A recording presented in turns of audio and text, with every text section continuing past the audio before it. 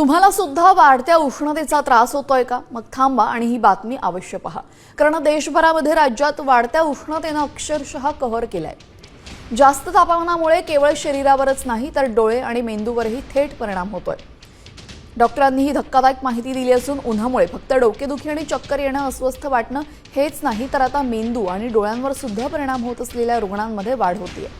त्यामुळे सर्वांनी उन्हापासून वाचून स्वतःची काळजी घ्यावी असं आवाहन करण्यात आलेलं आहे।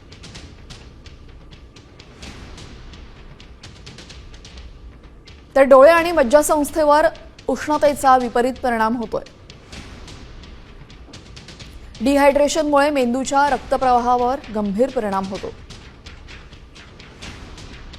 तीव्र उन्हामुळे मायग्रेन आणि डोकेदुखी वाढते।